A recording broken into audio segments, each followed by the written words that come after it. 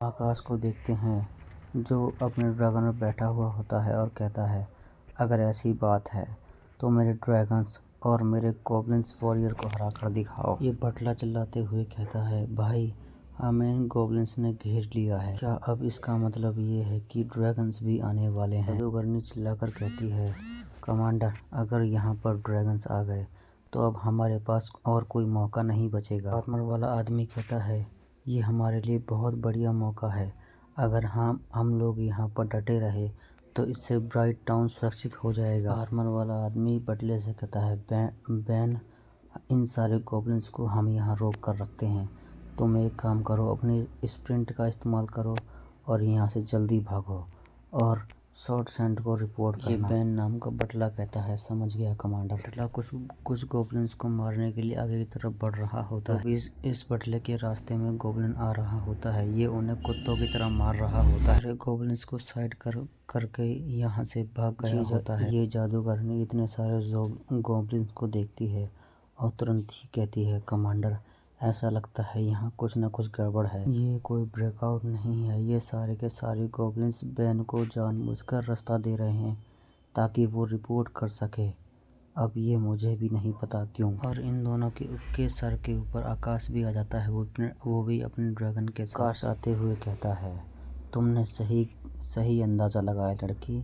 ये कोई जाल नहीं है, बस हमारा एक प्लान है ताकि मैं उस शॉर्ट सैंड को उस ब्राइट टाउन में से बाहर निकाल सकूं। क्या तुम ये अंदाज़ा लगा सकती हो कि जब संत ब्राइट टाउन को छोड़ देगी तो क्या नज़ारा होगा? मैं तो ये सोच रहा हूँ कि मैं ब्राइट टाउन का आगे क्या करूँगा। ये आर्मर वाला आदमी गुस्से में आ जाता है और आकाश के ऊपर जोर से चिल्ला रहा होता है। आर्मर वाला आदमी आकाश से चिल्लाकर कहता है, उस ड्रैगन पर खड़े खड़े क्या कर रहा है?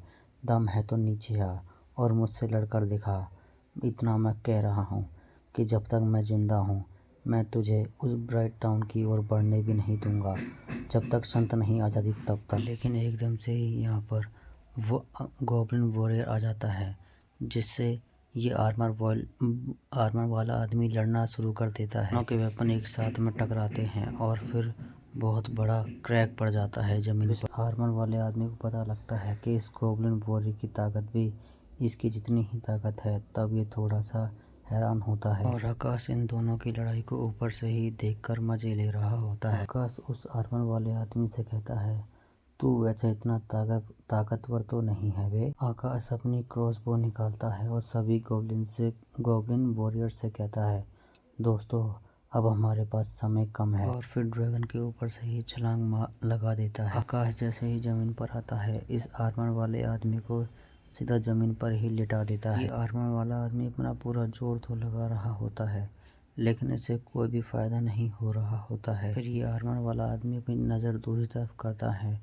यहाँ ये सारे गॉब्लिन्स इस दूसरे आदमी को खा रहे होते हैं। फिर एकदम से इसकी खोपड़ी में एक तीर आकर लगता है और ये वहीं पर ढेर हो जाता है। आकाश एक गॉब्लिन को उस जादूगरनी को खाते हुए देखता है और कहता है, ओए गॉब्लिन सुन, हमारा समय ख़त्म हो रहा है, इसलिए जितनी जल्दी हो सके काम निपटा। और ये गोब्लिन भी हाँ बोलकर अपने काम पर लग जाता है। फिर दिन के वक्त में रोहिणी उसी जंगल में आ गई होती है और उसी जगह पर जैसे ही उन सबकी लाश देखती है, वैसे ही थोड़ा हैरान होते हुए कहती है, हमने यहाँ आने में वैसे ही बहुत देर कर दी है। बैन रोता हुआ उन तीनों की लाश के पास जाता है। आर्मर वाले आदमी का स्केलेटन पकड़कर रो रहा होता है। रोहिणी कहती है, यहाँ तक कि उसने कमांडर तक को नहीं छोड़ा। रोहिणी साइड में ड्रैगन के पंजों का निशान देखती है और कहती है, तो क्या ड्रैगन फिर से गोब्लिन्स के साथ मिलकर काम करना शुरू कर दिया है? बैन एकदम से ही चिल्लाता है और फिर सब लोगों को वही घिसी-पिटी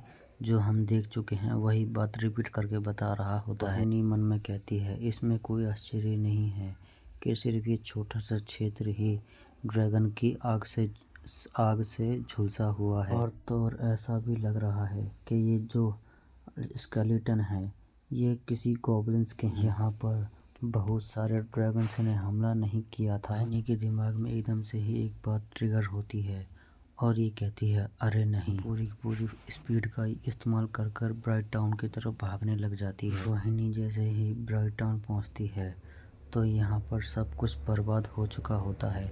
हर एक इंसान मर चुका होता है। रोहिणी को इस ब्राइट टाउन को ना बचाने का बहुत बड़ा सदमा लगा होता है और ये वहीं सदमे में बैठ जाती है, वो भी अपने घुटनों के बल।